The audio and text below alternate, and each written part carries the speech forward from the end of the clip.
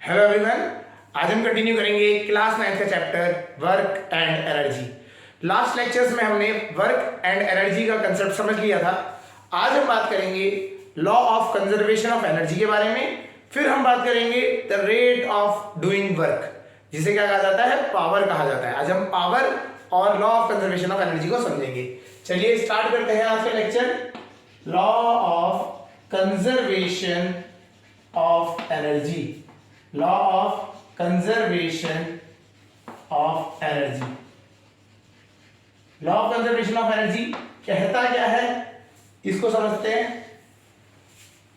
ये जो लॉ है ये बात करता है कंजर्वेटिव मीडियम के बारे में। ठीक है, क्या होता है कंजर्वेटिव, ये समझते हैं। इन अ कंजर्वेटिव मीडियम,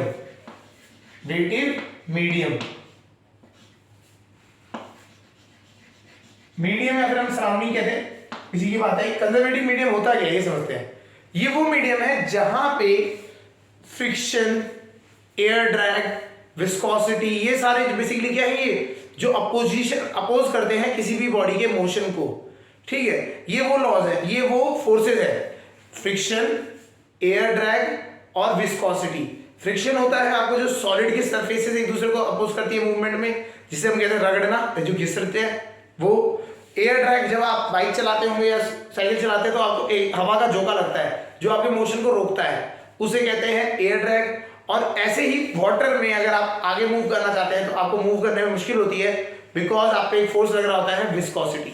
तो ये जो तीन फोर्सेज हैं जो किसी भी बॉडी के मोशन को रोकने की टेंडेंसी रखते हैं, अगर इन फोर्सेज को हम हटा दें तो जो आपका मीडियम बनता है वो क्या होता है, कंजर्वेटिव मीडियम बनता है। इस मीडियम में मतलब ये है कि अगर एक बॉडी चल रही है तो वो कंटिन्यूअस चलती ही चली जाएगी, अगर बॉडी रुकी है तो रुकी ही रहेगी।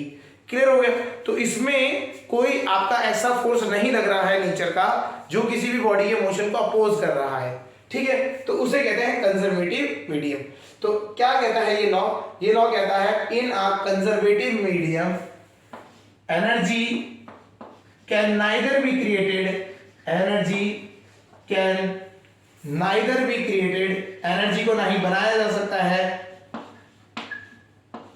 Nor be destroyed, nor be destroyed, ना ही बनाया जा सकता है ना ही उसे डिस्ट्रॉय किया जा सकता है। ठीक है, तो ये कहता है in a conservative medium energy can neither be created nor be destroyed. ठीक है, it destroyed comma but can be transformed from one form to another, from one form to another। मतलब एक एनर्जी एक फॉर्म ऑफ एनर्जी से convert होके दूसरी form of energy में convert मतलब चले जाएगी। ठीक है, जैसे कि कन्वर्जन ऑफ एनर्जी हम अभी समझते हैं क्या होता है। आपने देखा होगा हाइड्रो पावर प्लांट से बिजली प्रोड्यूस हो रही है, मतलब वो क्या हो रहा है, जो पानी के पास एनर्जी है उससे आपने इलेक्ट्रिसिटी प्रोड्यूस की। ठीक है, उस इलेक्ट्रिसिटी से आप अपने घर में लाइट ऑन कर रहे हैं। ठीक है, आप और उस जो लाइट आपकी निकल रही है, ठीक है ना, तो वो आप उनको अगर देखेंगे, जो लाइट आपकी निकल रही है वो भी क्या है, एक एनर्जी का फॉर्म ही है। तो अगर आप ध्यान से देखेंगे हाइड्रो पावर प्लांट में जो वाटर है उसके पास थी एनर्जी, वो एनर्जी ट्रांसफॉर्म हुई इलेक्ट्रिकल एनर्जी में। इलेक्ट्रिकल एनर्जी अब किसमें ट्रांसफॉर्म होगी, आपकी लाइट एनर्जी में। क्लियर हो गया।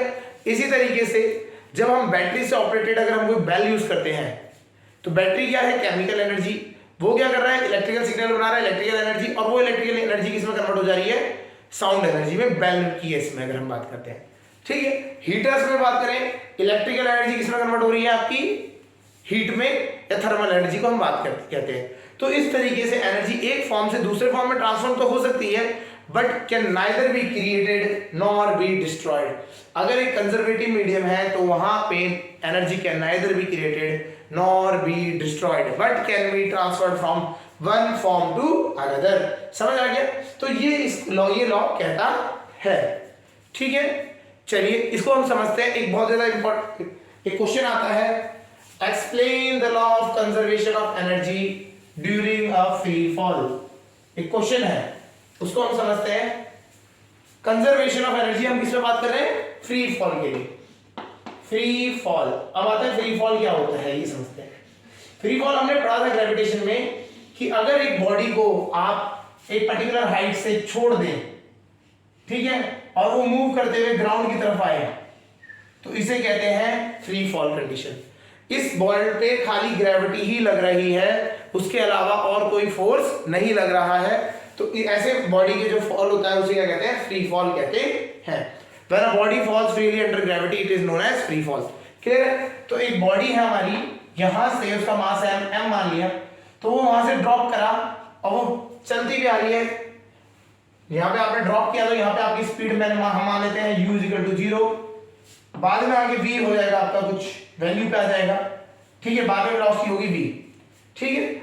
और अब आपको क्या देखना है, हमें यहाँ बात करनी है कि यहाँ पे law of conservation of energy किस तरह से काम कर रहा है, ये चीज हमें समझनी है, ठीक है। चलिए देख लेते हैं, स्टार्ट करें। यहां पे अगर हम बात करें इस पोजीशन पे एक हाइट है, यहां हाइट है h, यहां हाइट है h, ठीक है। तो अगर मैं बॉडी को ऊपर लेके गया और इस हाइट पे हूं, इस हाइट पे इसके पास स्पीड कितनी है? 0, तो काइनेटिक एनर्जी इसकी कितनी हो जाएगी? यहां पे 0। बट यहां पे पोटेंशियल एनर्जी कितनी हो जाएगी? mgh। ये हमने डेरिवेशन किए थे लास्ट लेक्चर में, हमने बताया था काइनेटिक एनर्जी का फॉर्मूला होता है हाफ mv² और पोटेंशियल एनर्जी का फॉर्मूला होता है mgh। तो हाइट कहां से कहां तक है? h हाइट पे है, तो इसकी पोटेंशियल एनर्जी होगी mgh।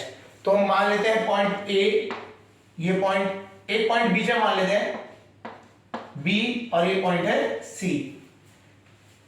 ए पॉइंट पे अगर आप देखेंगे तो उसके पास काइनेटिक एनर्जी तो 0 है, क्योंकि बॉडी क्या रोक रखी है, ड्रॉप।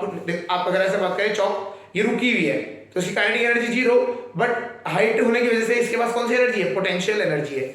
अब हमने इसको जब ड्रॉप किया तो ये नीचे को मूव करता हुआ आएगा, तो यहां पे आने के बाद, बीच में आने के बाद इसकी स्पीड हो जाएगी, इसके पास कोई ना कोई स्पीड रह जाएगी, और हाइट हो जाएगी यहाँ पे h', हाइट भी कम हो गई, तो इसके इस टाइम पे इसके पास काइनेटिक एनर्जी भी होगी, कितनी होगी? Half mv' plus mgh'। तो ये दोनों की दोनों आपके पास यहाँ पे प्लस पोटेंशियल एनर्जी, ये जो है ये तो होगी काइनेटिक एनर्जी, और ये है पोटेंशियल एनर्जी। आपके पास काइनेटिक एनर्जी भी होगी और पोटेंशियल एनर्जी भी होगी, वो कितना है? mgh', ठीक है। तो काइनेटिक भी होगी आपके पास, पोटेंशियल भी होगी इस कंडीशन में बी पॉइंट पे। एंड सी पॉइंट पे आप देखेंगे हाइट तो हो गई 0, हाइट हो गई 0, तो पोटेंशियल एनर्जी कितनी हो जाएगी? mgh। हाइट है 0 तो पोटेंशियल एनर्जी 0, और यहां काइनेटिक एनर्जी क्या हो जाएगी? हाफ mv स्पीड मान लेते हैं, तो यहां पे होगी v स्पीड है यहां पे, तो काइनेटिक एनर्जी हो गई हाफ mv²। तो अगर आप ध्यान से देखें, एट पॉइंट ए बॉडी के पास खाली पोटेंशियल एनर्जी है, ठीक है, और जब सी तक आए तो उसके पास खाली काइनेटिक एनर्जी बची, पोटेंशियल एनर्जी कितनी हो गई? 0। इसका मतलब क्या है? जब ऑब्जेक्ट हाइट पे है उसके पास कौन सी एनर्जी है? पोटेंशियल एनर्जी, और जैसे हमने उसको रिलीज किया वो नीचे नीचे आते आते अपनी पोटेंशियल एनर्जी कम करता जाएगा, बट क्या बढ़ाता जाएगा? Kinetic energy. अगर ये कंजर्वेटिव मीडियम है, मतलब यहाँ पे एयर ड्रैग नहीं लग रहा है, फ्रिक्शन कुछ नहीं है, तो इसका मतलब क्या होगा? जो फाइनल काइनेटिक एनर्जी और इनिशियल पोटेंशियल एनर्जी, ये दोनों की दोनों क्या हो जाएंगी? सेम हो जाएगी। सो एज पर concept of conservation of energy, यहां पे हम बात करें एज पर concept of conservation of energy, initial kinetic energy plus potential energy, initial kinetic energy और potential energy is equal to कितना होता है? Initial final energy, final kinetic energy plus, मतलब यहाँ पे सी पॉइंट में लिख देते हैं, ऐसे ए और ए सी ही डिनोट कर देते हैं, ए पे और सी पे जो है आपकी इक्वल रहेगी। स्टार्टिंग में हमारा काइनेटिक एनर्जी 0 थी, तो ये तो 0, और फाइनल में पोटेंशियल एनर्जी 0, तो ये भी 0। तो स्टार्टिंग में क्या था? mgh, ये किसके बराबर हो जाएगा? Half mv²। m से m कट गया तो v आपका आता है यहां से √2gh। √2gh। तो मतलब ये है कि इसमें क्या हो रहा है, जब फाइनल एनर्जी, अब आपकी जितनी पोटेंशियल एनर्जी है वो सारी किसमें कन्वर्ट हो रही है, काइनेटिक एनर्जी में, और आपकी बॉडी की जो फाइनल स्पीड हो जाएगी वो कितनी हो जाएगी, मैक्सिमम स्पीड कितनी हो जाएगी, √2gh। ठीक है, तो यहाँ पे आप समझ आ गया होगा कंजर्वेशन ऑफ एनर्जी कैसे हो रहा है। यहाँ पे पहले आपके पास खाली पोटेंशियल एनर्जी थी, आप नीचे आते गए, पोटेंशियल एनर्जी कम होती गई, काइनेटिक एनर्जी बढ़ती गई, एक लिमिट के बाद काइनेटिक एनर्जी ज्यादा होगी, पोटेंशियल एनर्जी कम हो गई, और लास्ट में जाते जाते पोटेंशियल एनर्जी जीरो हो गई और काइनेटिक एनर्जी आपकी हाफ mv² हो गई। तो ये जो है, ये पूरा जो कंसेप्ट है ये शो करता है law of conservation of energy. ठीक है, ड्यूरिंग अ फ्री फॉल, जब फ्री फॉल हो रहा है तब ये इस तरह से काम करता है। क्लियर हो गया। और इसकी वजह से इस कंजर्वेशन ऑफ एनर्जी को हम यहां अगर अप्लाई करें तो उससे हम फाइनल स्पीड निकाल सकते हैं, दैट इज √2gh। ये आप काइनेमेटिक्स भी यूज करेंगे या फिर हम जो स्टार्टिंग में मोशन चैप्टर पढ़ा था इक्वेशंस ऑफ मोशन, उससे भी यूज करेंगे तो यही आएगी आपको स्पीड। चेक करके देखते हैं, यहां तक ये समझ आ गया होगा कंजर्वेशन ऑफ एनर्जी से हमने कैसे निकाला है। ठीक है, अब इसको वेरीफाई करते हैं with the help of equations of motion. ठीक है, उससे भी हेल्प, उसकी हेल्प से भी तो वेरीफाई कर सकते हैं, करते हैं। देखिए हमारे पास अब क्या क्या गिवन है, u0 है, एक्सेलरेशन हमारा g है, हाइट हम s, हमारा s की वैल्यू हमारी h है, और हमें निकालना है v, यही तो निकालना है। अगर इक्वेशंस ऑफ मोशन लगाएंगे तो यही तो चीज गिवन है आपके पास, तो लगाएंगे हम third equation of motion, v² minus u² is equal to 2as। Third equation क्या है आपकी, v² minus u² is equal to 2as। u0 है हमारा, v² यही रहेगा, 2a की जगह पे हमारा आ गया g और s की जगह पे आ गया h, तो हमारे को यहां से भी क्या निकल के आया, v is equal to 2gh। Clear हो गया। तो आपको ये समझना है कि कंजर्वेशन ऑफ एनर्जी आप यूज कर लीजिए ये वाला मेथड, तभी भी वही सेम आंसर आएगा, और आप इक्वेशंस ऑफ मोशन यूज करेंगे तभी भी सेम आएगा।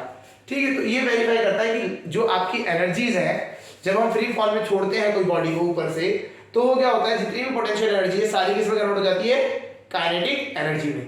सेम उल्टा भी अगर हम करें, जब हम नीचे से बॉडी को फेंकेंगे तो जितनी भी उसकी काइनेटिक एनर्जी है वो सारी की सारी कहां पहुंच जाएगी, आपकी पोटेंशियल एनर्जी में कन्वर्ट होने में सारी कन्वर्ट हो जाएगी। मतलब यहां से आपने काइनेटिक एनर्जी भेजी, ऊपर जाते जाते काइनेटिक एनर्जी कम, पोटेंशियल एनर्जी बढ़ती चली जाएगी, और लास्ट में आके काइनेटिक एनर्जी जीरो हो जाएगी, पोटेंशियल एनर्जी मैक्सिमम हो जाएगी।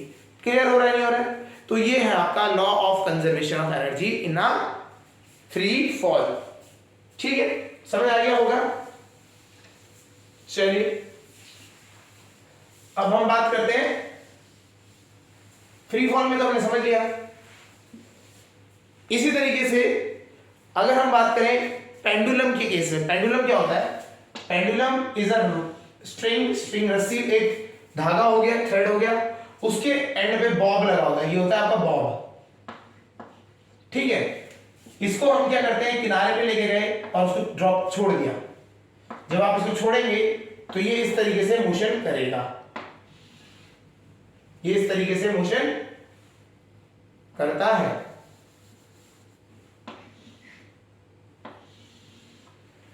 ठीक है, इस पॉइंट को कहते हैं मीन पोजीशन,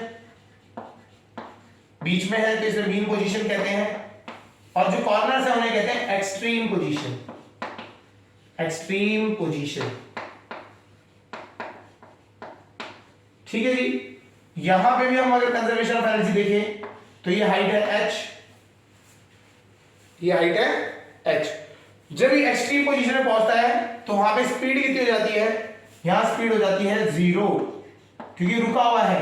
अब वो नीचे आने लगेगा, जैसे नीचे आने लगेगा उसकी अब यहां पे आगे स्पीड हो जाएगी कुछ, यहां पे आगे स्पीड हो जाएगी v, यहां पे आगे स्पीड हो जाएगी आपकी v। ठीक है, तो आपका क्या होता है, बॉडी को अगर हमने वो आपका बिल्कुल एक्सट्रीम पोजीशन में जब पहुंचाते हैं तब उसके पास कौन सी एनर्जी होती है, पोटेंशियल एनर्जी। तो आपको समझना है जब ये एक्सट्रीम पोजीशन पे होगा तो इसके पास होगी पोटेंशियल एनर्जी। ठीक है, बट काइनेटिक एनर्जी कितनी होगी, potential energy not equal to 0, but kinetic energy किसके बराबर हो जाएगी, 0 के। ठीक है, और अगर मीन पोजीशन में जब हम आते हैं तब काइनेटिक पोटेंशियल एनर्जी कितनी हो जाएगी, 0, ये नीचे आ गया, ठीक है, और काइनेटिक एनर्जी कितनी हो जाएगी, हाफ mv², मतलब कुछ नॉट जीरो कह सकते हैं। तो यहां पे भी कंजर्वेशन ऑफ एनर्जी चल रहा है। आपने क्या किया, यहां से पोटेंशियल एनर्जी पहुंची, काइनेटिक एनर्जी जीरो, जैसे नीचे आ रहा है पोटेंशियल एनर्जी जीरो हो गई, काइनेटिक एनर्जी मैक्सिमम, अब वापस ऊपर जा रहा है, काइनेटिक एनर्जी कम होते होते ऊपर जाते जाते जो पोटेंशियल एनर्जी वापस बढ़ जाती है। तो हम बात करें तो अगर ए से बी आया और बी से सी गया, ए से बी आया, ए टू बी, पोटेंशियल एनर्जी क्या हो रही है, डिक्रीज कर रही है, काइनेटिक एनर्जी बढ़ रही है, ठीक है। बी टू सी ये जाते हुए काइनेटिक एनर्जी कम हो रही है, पोटेंशियल एनर्जी बढ़ रही है, ठीक है। यहां आगे वापस मैक्सिमम पोटेंशियल एनर्जी होता है, फिर वापस आएगा तो फिर से वही कंडीशन चेंज हो जाएगी। तो यहां पे भी क्या हो रहा है, बार बार कंजर्वेशन ऑफ एनर्जी लगता रहता है। क्लियर हो रहा है? तो इस तरीके से आप इनको इस तरह शो कर सकते हैं कि in a pendulum, in a free fall there is always conservation of energy. Kinetic energy potential में चेंज हो रही है, पोटेंशियल काइनेटिक में चेंज हो रही है, but total energy kinetic plus potential, अगर हम बात करें total mechanical energy kinetic plus potential, वो हमेशा कांस्टेंट रहेगी। क्लियर हो गया? तो energy can neither be created nor be destroyed but can be convert from one form to another, kinetic से पोटेंशियल, पोटेंशियल से काइनेटिक। समझ आया क्या? चलिए, तो ये हो गया आपका कंजर्वेशन ऑफ एनर्जी के बारे में, ठीक है। चलिए अब हम बात करते हैं, एक दो क्वेश्चन देख लेते हैं इनके बारे में। पहले आपको पोटेंशियल एनर्जी और काइनेटिक एनर्जी के क्वेश्चंस भी कराने हैं, चलिए उनको ही देखते हैं, ठीक है। An object is placed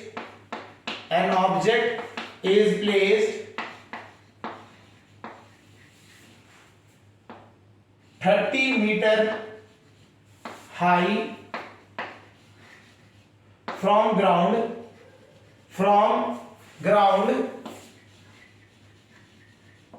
what will be potential energy, या फिर what will be the energy, सीधा ही लिख लेते हैं, energy of the object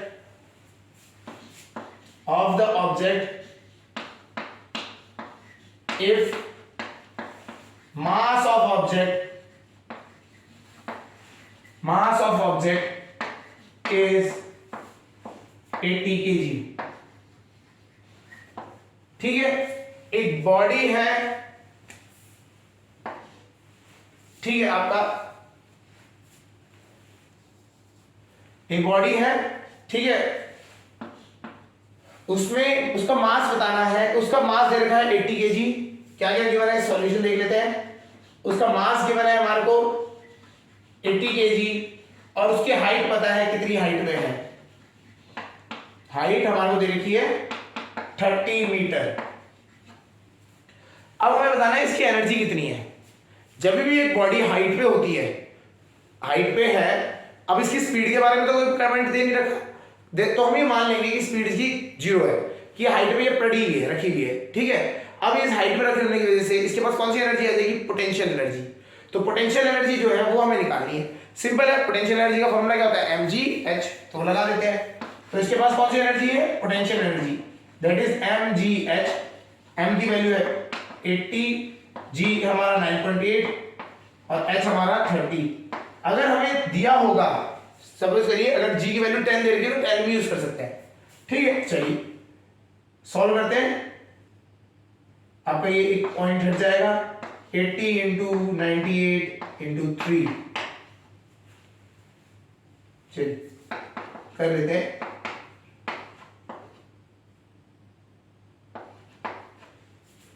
is equal to 0.57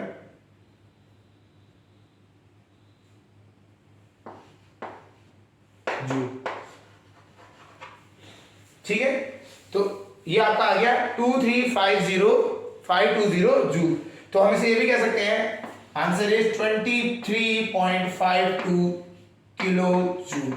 1000 में जाएगा तो ये किलो जूल में भी हम लिख सकते हैं। क्लियर हो गया?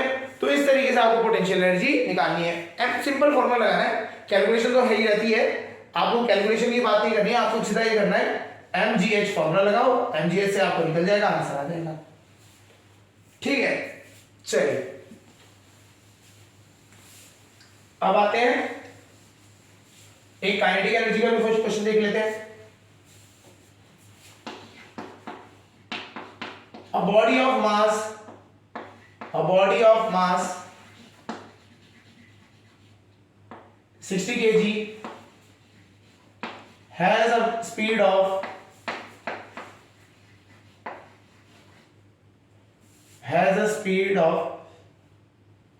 72 kilometre per hour. Calculate kinetic energy. करेंगे कैसे? पहले देखेंगे हम गिवन क्या है। गिवन हमारा है इसमें, आप देखेंगे तो मास दिया है 60 केजी, स्पीड दी है हमारी 72 किलोमीटर पर आवर। अच्छा, किलोमीटर पर आवर में हम ये नहीं रख सकते, हमें पता होना चाहिए कि हमारी जो यूनिट रखी जाएगी स्पीड की वो है मीटर पर सेकंड। तो 72 किलोमीटर पर आवर को उसमें कन्वर्ट करेंगे मीटर पर सेकंड में, 5/18 से मल्टीप्लाई करेंगे तो आपका आ गया 20 मीटर पर सेकंड। अब काइनेटिक एनर्जी का सीधा फॉर्मूला लगा देते हैं, हाफ m दे रखा है 60 v स्क्वायर, 20 का स्क्वायर हो गया आपका 400। सॉल्व करते हैं, आप इसको कैंसिल आउट करेंगे 30, तो ये आपका आ गया 12,000 जूल या फिर 12 किलो जूल। ये इस तरीके से आपने सॉल्व कर देना है। क्लियर हो गया? हार्ड नहीं है, इजी है। ठीक है, आपसे पूछा जा सकता है change in kinetic energy. Kinetic energy में चेंज निकालने के लिए कहेगा तो कोई प्रॉब्लम नहीं है, आपको पहले स्पीड निकालनी है, पहली स्पीड से आपको निकालनी है काइनेटिक एनर्जी, दूसरी स्पीड से निकालनी है और दोनों को माइनस कर देंगे तो आपको सीधा क्या निकल जाएगा? Kinetic energy. क्लियर हो गया? चेंज में जो उसमें वो है। ठीक है, अब एक क्वेश्चन आता है कंजर्वेशन ऑफ एनर्जी से हम बात कर लें। तो कंजर्वेशन ऑफ एनर्जी के रिलेटेड क्वेश्चंस कैसे बनते हैं?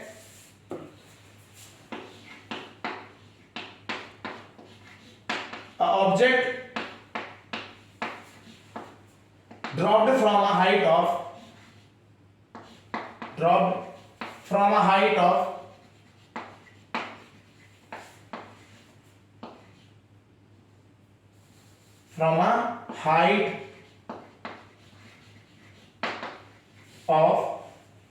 20, here from a height of 20 meter, calculate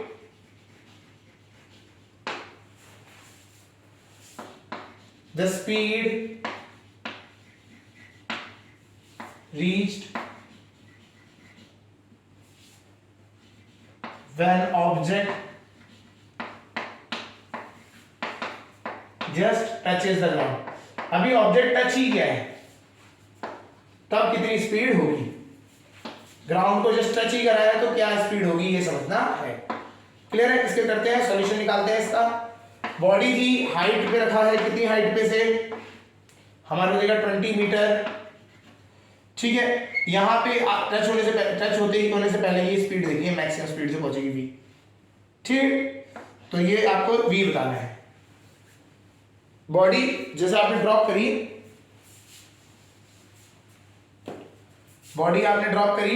तो ये नीचे पहुंचने से v जो रहेगी यहाँ पे हाइट 20 है उसके हिसाब से निकालना है। तो हम बोलेंगे ऊपर जो है इसके पास कौन सी एनर्जी है? खाली पोटेंशियल एनर्जी। नीचे इसके पास कौन सी एनर्जी है? Kinetic energy. तो कंजर्वेशन ऑफ एनर्जी कहता है potential energy initial plus kinetic energy initial is equal to potential energy final plus kinetic energy final. Initial kinetic energy 0, final potential energy 0, तो initial potential energy is equal to किसके हो जाएगा? Final kinetic energy के। समझ आ रहा है? आपको इस तरीके से करना है। इनिशियल पोटेंशियल एनर्जी कितनी है? mgh, final kinetic energy half mv square, m से m कैंसिल, g की वैल्यू रखेंगे 9.8, हाइट है आपकी 20 और आपका 20, ये आपका यहाँ पे 2 इधर आ जाएगा तो 20 स्क्वायर इधर चले जाएगा, पॉइंट हटेगा इससे, ठीक है। तो 20 v की वैल्यू निकालेंगे, v will be equal to under root 4 है, ये तो बाहर आ जाएगा, सॉल्व कर लेते हैं, 2 तो बाहर आ गया आपका 98 होता है 49 इंटू 2, 49 होता है 7 का स्क्वायर, तो 7 रूट 2, तो ये आपका आ गया 14 रूट 2 मीटर पर सेकेंड, ये आपकी स्पीड आ गई। क्लियर हो गया? तो आपको इस तरीके से ये सॉल्यूशन करने हैं, ठीक। आपको क्या करना है, initial kinetic energy and potential energy का सम निकालिए, वो final kinetic energy and potential energy के सम के बराबर रख दीजिए। ये कंजर्वेटिव मीडियम में हम बात कर रहे हैं। क्लियर हो गया? तो ये है आपका law of conservation of energy. Clear? चलिए अब हम बात कर लेते हैं पावर की। What is power? ठीक है, पावर का कंसेप्ट कहां आता है? ये इस तरीके से है, सपोज करिए आपको कोई, आपके घर के पास में ही कोई शॉप है ना, और आपके घर वालों ने बोला कि जाओ और लेके आ जाओ सामान। आप गए, सामान लिया और आ गए, ठीक है। अब यहाँ पे ये तो आपने यहाँ पे क्या हुआ, हमने मान लिया वर्क का हिसाब रखेंगे यहाँ पे, है ना। तो जाने में वर्क निकलता है, वैसे निकालिए, अपनी इस पोजीशन पे आ गए, वहां तक नहीं काउंट कर रहे हैं हम, यहाँ से वहां तक पहुंचने का वर्क निकाल रहे हैं खाली। यहाँ से आप शॉप तक पहुंचे, वर्क कर दिया आपने। क्लियर? अब बात आती है, 2 जने थे इस बार कॉम्पिटिटर में, एक नहीं था। ये है आपको वो शॉप, यहाँ आपका होम, तो इसके बीच में कुछ डिस्टेंस था, आप यहां से गए, डिस्टेंस ट्रेवल करते हुए और पहुंच गए, है ना। ये तो आपने वर्क कर दिया। वर्क क्या हो गया, वहां से यहां तक आपने आपको लेके आने की जो एनर्जी लगाई आपने, उसके हिसाब से कर लिया, ठीक है। या कोई भी सामान था उसको पुश करते हुए लेके आना था तो ले आए, ये हो गया। अब बात आती है आपको, अगर 2 जने होते तो दोनों में से एक जना जल्दी काम कर रहा है, एक जना थोड़ा टाइम ले रहा है। एक जने तो टाइम लिया t1, या हम बात करते हैं 10 सेकेंड, है ना, ज्यादा दूर की 10 मिनट ले लेते हैं। एक जने ने 10 मिनट लिए, दूसरे जने ने 15 मिनट्स लिए। तो इन दोनों के जो वर्क करने का, जो आपका वर्क कर रहे हैं, कर तो दोनों सेम ही वर्क रहे हैं, बट टाइम डिफरेंट ले रहा है। एक जना 10 मिनट्स ले रहा है और एक जना क्या ले रहा है, 15 मिनट्स ले रहा है। तो इसके हिसाब से आप बात करेंगे। अब हम बात करते हैं कि ये जो आप वर्क कर रहे हो, करने के लिए दोनों कर रहे हैं, ठीक है, लेकिन कौन ज्यादा एफिशिएंटली कर रहा है या फिर कौन ज्यादा तेजी से कर रहा है। तो आपको ये समझने के लिए कि वर्क कौन ज्यादा तेजी से कर रहा है, तो हम यहाँ पे कंसेप्ट लेते हैं पावर का, ठीक है। तो ये अब समझ आ गया होगा कि वर्क तो दोनों सेम कर रहे हैं, वर्क सेम है बट टाइम डिफरेंट है। तो आपको अगर दो जनों को एक ही काम दिया गया है, ठीक है, 2 मशीनें हैं आपकी और दोनों को 2 जने हैं, वो उनको एक ही काम दिया गया है, तो एक जना जो जल्दी काम कर रहा है वो क्या होगा, ज्यादा एफिशिएंट हो जाएगा। बेसिकली वो जल्दी काम कर रहा है तो वो थकेगा भी जल्दी, है ना, ये तो कंसेप्ट रहेगा, वो थकेगा भी जल्दी। लेकिन क्या है, वो क्या कर रहा है, जो वर्क है वो जल्दी डिलीवर कर रहा है, और इस जल्दी डिलीवर करने को क्या कहते हैं, पावर। क्लियर हो रहा है? तो जितनी जल्दी आप डिलीवर करेंगे उतनी ज्यादा आपकी पावर हो जाएगी। तो work done per unit time is known as power. चलिए करते हैं पावर। पावर को क्या कहा जाता है? It is known as rate of doing work. Rate of doing work. तो रेट ऑफ डूइंग वर्क कहा जाता है पावर को, कितने स्पीड से काम करा जा रहा है वो। तो पावर क्या होता है, it is work done upon time taken. Work done upon time taken, ये इसका फॉर्मूला होता है। तो power is equal to work done upon time taken. Clear हो गया? यूनिट की बात कर लें तो यूनिट हो जाती है इसकी जूल पर सेकेंड। याद रखिएगा, जूल पर सेकेंड। वर्क हमेशा जूल में रखना है, टाइम हमेशा सेकंड में रखना है, या फिर इसे एक और नाम से जाना जाता है, that is what. That is what. एक नई यूनिट का नाम है, आप मिल रहा है आपको। पावर की यूनिट है वॉट, ठीक है, रिप्रेजेंटेड बाय W। तो अगर आपको 1 वॉट बोलता है, 1 watt is equal to 1 joule per second, ठीक है, और it is denoted by W, capital W से डिनोट किया जाता है। क्लियर हो गया? तो rate of doing work is known as power. ठीक, चलिए इसके ऊपर देखते हैं, क्वेश्चन समझते हैं क्या होता है ये।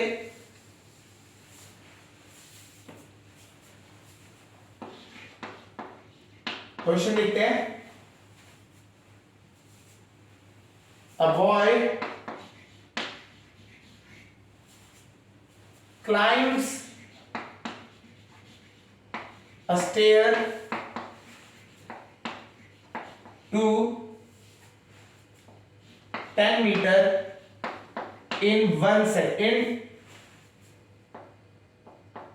10 seconds. Calculate the power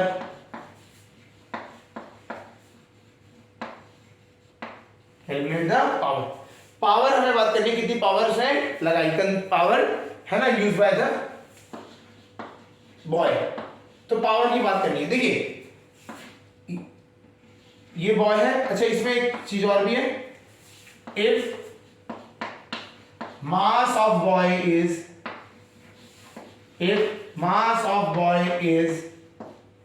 50 kg,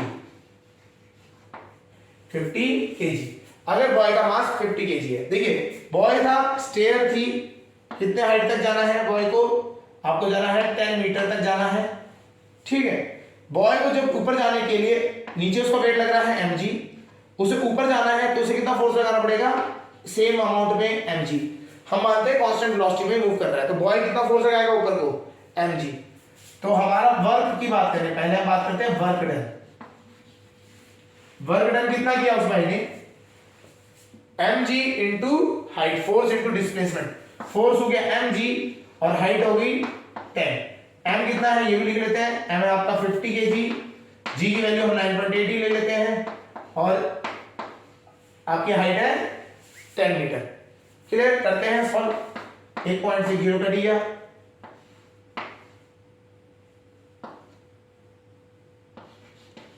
इतना जूल वर्क आपका हो गया। तो एक बॉय को 10 मीटर हाइट पे जाने के लिए 4900 जूल वर्क करना पड़ता है। अब हमें पावर बात करनी है, तो पावर सिंपल है, power is equal to work निकालना है, कहीं से भी वर्क निकालो और टाइम से डिवाइड कर दो। वर्क कितना था इसका 4900 जूल अपॉन टाइम है 10 सेकेंड, डिवाइड किया तो आपका आंसर आ गया 490 वॉट। इसकी पावर कितनी है 490 वॉट। क्लियर हो गया, समझ आ रहा होगा। तो 490 वॉट इसकी पावर है। क्लियर, अब हम बार बार वॉट वर्ड बोल रहे हैं, ये वॉट वर्ड आपने सुना भी होगा, वैसे कहां सुना होगा इसको समझते हैं। जब आप बिजली के आप बल्ब्स लेके आते हैं, एलईडीज लेके आते हैं, ठीक है, तो आपको एक कंसेप्ट में पूछा, आप एक वॉट की बात करते हो कि आप 9 वॉट का बल्ब ले आए, 12 वॉट का, तो ये वॉट में आता है ना। तो ये वॉट और वो वॉट रिलेटेड है क्या, यस, वो भी बल्ब की पावर ही शो करता है। 9 वॉट मतलब बल्ब की पावर है 9 वॉट, ठीक है, तो वो उसकी पावर शो कर रहा है 9 वॉट, और यहां पे ये भी पावर ही शो कर रहा है। क्लियर हो गया। अब इससे बात आती है, एक कंसेप्ट आता है commercial unit of energy. Commercial unit of energy क्या हुआ, अभी तक तो एनर्जी हमारे को समझ आ रही थी, अभी तक तो हमारा एनर्जी का नॉर्मल चल रहा था। अब हम जब बात करें कमर्शियल मतलब जब होता है लेन देन, जब आप पैसे की बात करते हैं उसमें, ठीक है ना, जब हम बेचना खरीदने उसकी बात करते हैं, तो हुआ क्या, जब आपका बिजली जो हमारी बनती है, मेनली ये जो चीजें हम इलेक्ट्रिसिटी में बात करते हैं, जब हमारी बिजली बनती है तो हम क्या करते हैं, जो एनर्जी है वो हम क्या कर रहे हैं, कंज्यूमर्स को दे रहे हैं, ठीक है। अब वो कंज्यूमर से उसके अमाउंट में पैसा भी लेना है, तो अब हमें पता कैसे लगेगा कि हम कितना पैसा लेंगे, तो हमें क्या करना पड़ा, हमें एक यूनिट डिफाइन करनी पड़ी जिसे हम कहते हैं कमर्शियल यूनिट ऑफ एनर्जी। होता क्या है, इसे समझ के रखना है, it is kilowatt hour, it is kilowatt hour. Commercial unit of energy क्या होती है, किलोवाट आवर। अब कैसे क्या है ये समझते हैं। हमने अभी समझा पावर क्या होता है, power is equal to energy upon time, ये तो फॉर्मूला पढ़ा हमने। तो यहां से एनर्जी का फॉर्मूला क्या बन गया, energy is equal to power into time, power into time, हाँ या ना, क्लियर। तो ये पावर इंटू टाइम हो गया। तो जब जब बिजली की बात करते हैं या फिर हम जब कमर्शियल यूनिट की बात करते हैं तो पावर हम बहुत ज्यादा यूनिट में यूज करते हैं। तो पावर हमेशा किसमें डालते हैं, किलोवाट में। हमें पावर किसमें डालनी है, किलोवाट में, और जो टाइम डालना है वो लेना है आवर में। तो पावर जो है किलोवाट में और टाइम लेना है आवर में। तो जब इन दोनों को मल्टीप्लाई करेंगे तो हमारी क्या बन जाएगी, unit of energy, unit of energy. और ये एक यूनिट की आपको कॉस्ट डिसाइड होती है। जैसे आपको बोल दिया गया है कि एक यूनिट जो बिजली की कॉस्ट है इट इज 7 रुपीज, ठीक है, 6 रुपीज या 10 रुपीज। तो आपको कुछ नहीं करना है, आपको देखना है पावर आपने कितनी कंज्यूम करी, उसको मल्टीप्लाई कर देना है उसकी अमाउंट से। तो इस तरीके से आप क्या करते हैं, बिल को डिसाइड करते हैं, ठीक है। चलिए इसको समझते हैं, एक क्वेश्चन करके समझते हैं। आपने क्या किया, एक अप्लायंस यूज करते हैं, कर दिया हमने, an appliance of power 300 watt, 300 watt 300 watt का है, इज यूज्ड फॉर 20 आवर्स। उसे हम 20 आवर्स कर लिया। कैलकुलेट यूनिट्स कंज्यूम, कितनी हमने यूनिट्स कंज्यूम करी हैं वो बताना है, कितनी कंज्यूम करी है ये बताना है, क्लियर है। तो यूनिट्स किसमें बतानी है, एनर्जी की यूनिट की बात कर रहे हैं यहां पे। तो एनर्जी की यूनिट क्या हो जाती है, energy units is equal to, energy unit का फॉर्मूला क्या होगा, power into time, power into time. Power हमारे को कितनी दे रखी है, 300 वॉट, लेकिन पावर हमें वॉट में दे रखी है, हमें चाहिए किलोवाट में। पावर हमें दे रखी है वॉट में, हमें यूज करनी है किलोवाट में। तो इस वॉट को हमें किसमें कन्वर्ट करना पड़ेगा, किलोवाट में कन्वर्ट करना पड़ेगा। उसको कन्वर्ट करने के लिए हम क्या करते हैं, डिवाइडेड बाय 1000 से डिवाइड कर देंगे। क्यों, 1 किलोवाट में कितने होते हैं, 1000 वॉट होते हैं। तो वॉट को कन्वर्ट करना है तो डिवाइडेड बाय 1000। और टाइम हमारा आवर में होना चाहिए, हाँ टाइम हमारा आवर में दिया हुआ है। अगर ये मिनट्स में दिया होता तो इसको 60 से डिवाइड कर देते, अगर ये सेकंड्स में दिया होता 3600 से डिवाइड कर देते, ठीक है। चलिए 1 2 3 कट गया, ये आपका आ गया 3 2 6। कितनी यूनिट्स गई आपकी, 6 यूनिट्स। ये आपका एनर्जी की यूनिट्स आपको निकल के आ गया। तो यूनिट्स आपकी कितनी है, 6 यूनिट्स आपकी एनर्जी यूज कर ली आपने, क्लियर हो गया। तो इस तरीके से आपको यूज करना है। आपको एक फॉर्मूला ये याद रखना है, energy is equal to power into time, या फिर power is equal to energy into time. अच्छा ये भी एक और चीज है, एनर्जी, और हमें पता है एनर्जी और वर्क सेम होते हैं। तो कभी भी अगर आपको ये दिखा दिया जाए work is equal to power into time, तो इससे भी कोई डरना नहीं है, ये भी वही सेम चीज है, क्योंकि एनर्जी और वर्क सेम ही है, ठीक है। तो आप ये भी फॉर्मूला यूज कर सकते हो, क्लियर। तो पावर में भी ऐसा हो सकता है, एनर्जी अपॉन वर्क, या अपॉन नहीं या स्लैश बोला है, power is equal to energy या फिर वर्क अपॉन टाइम। एनर्जी हो जाए या फिर वर्क हो जाए, आप एनर्जी निकाल लीजिए या फिर वर्क निकाल लीजिए डिवाइडेड बाय टाइम, क्लियर हो गया। कोई प्रॉब्लम, समझ आ गया होगा, ठीक है। Commercial unit is kilowatt hour. तो इसको करने के लिए आपको करना, जैसे हमने 6 यूनिट निकाला था, 6 यूनिट निकाला, अगर हमें उसमें कन्वर्ट करना है, हमें बिल बनाना है, हमें बोला गया 1 यूनिट का 10 रुपए है, तो आपको पता होगा कैसे करना है, 6 को 10 से मल्टीप्लाई कर देंगे तो आपको आंसर निकल जाएगा। चलिए एक और फॉर्मूला आपको समझाते हैं थोड़ा सा। पावर हमें पता लगा, पावर क्या होता है, वर्क अपॉन टाइम, ये तो समझा अभी हमने। पावर को हम कह सकते हैं ना, वर्क अपॉन टाइम, ठीक है, ये भी होता है बात। चलिए अब वर्क का क्या फॉर्मूला होता है, work is equal to force into displacement, हाँ या ना, डिस्प्लेसमेंट होता है, फोर्स इनटू डिस्प्लेसमेंट, और टाइम तो ये टाइम का नीचे रहा, तो पावर का यहां से एक और फॉर्मूला बन जाता है। तो पावर के फॉर्मूले आपको यहां से समझने हैं। पावर इज इक्वल टू क्या हो जाएगा, force into displacement upon time. Displacement upon time होता है वेलोसिटी। तो अगर आपको पावर निकालने के लिए कहा जाएगा किसी भी बॉडी की और वो वेलोसिटी उसकी आपको पता है, तो फोर्स इनटू वेलोसिटी आप करेंगे तभी भी आपको निकल के आ जाएगी पावर। क्लियर हो रहा है नहीं हो रहा है? तो इस तरीके से भी आप क्या कर सकते हैं, पावर यूज कर सकते हैं। ठीक है, तो आपको फॉर्मूले लिख देते हैं, पावर और एनर्जी के फॉर्मूले जो है।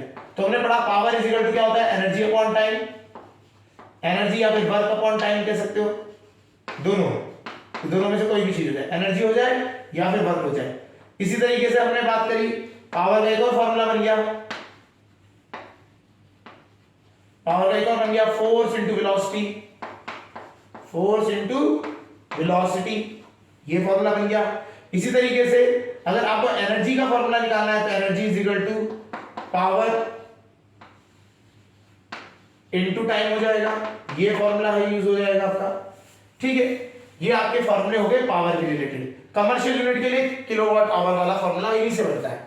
ठीक है, और जो कुछ फॉर्मूले और जो हमारे बचे निकले हैं वो है पोटेंशियल एनर्जी का फॉर्मूला है mgh, जिसे हम कहते हैं ग्रेविटेशनल पोटेंशियल एनर्जी, और काइनेटिक एनर्जी का फॉर्मूला हो गया हाफ mv²।